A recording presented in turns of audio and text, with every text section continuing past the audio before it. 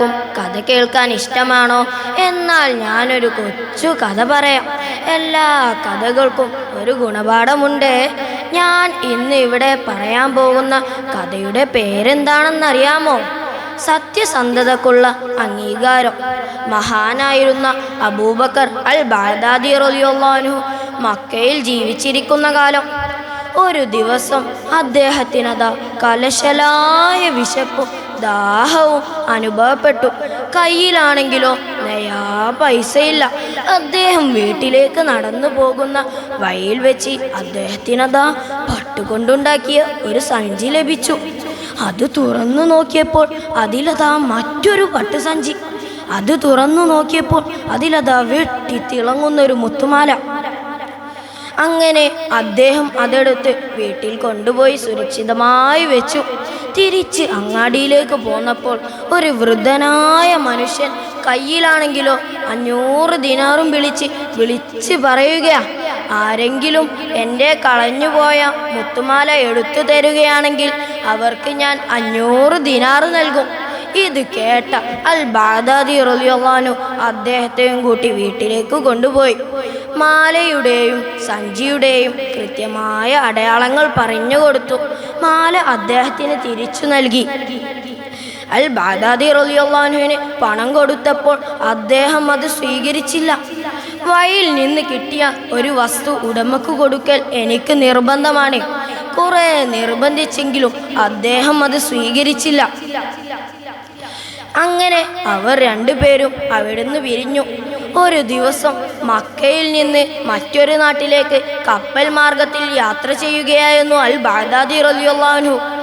പെട്ടെന്നതാ ഒരു കാറ്റും കോളും വന്ന് കപ്പൽ തകർന്നു. കപ്പലിലുള്ള എല്ലാവരും മരിച്ചു. പക്ഷെ ഒരാൾ മാത്രം ബാക്കിയായി.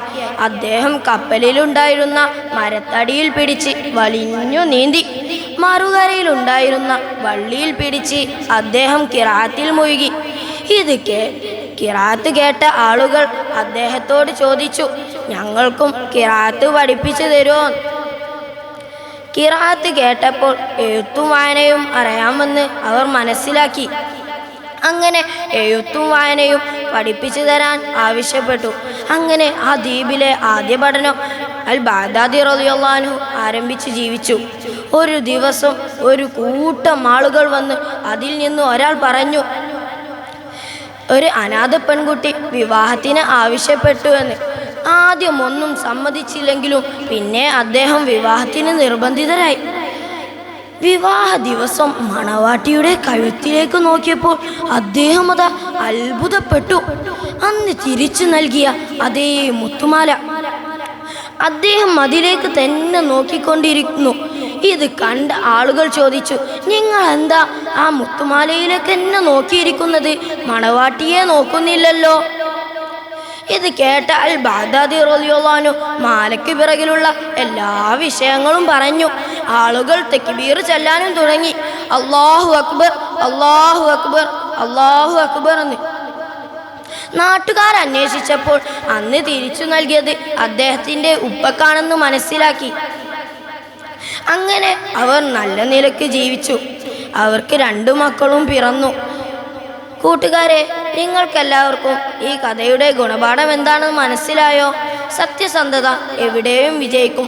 ശുഭം. ഇവിടെ ഞാൻ നിർത്തുന്നു ഈ കഥ. അസ്സലാമു അലൈക്കും.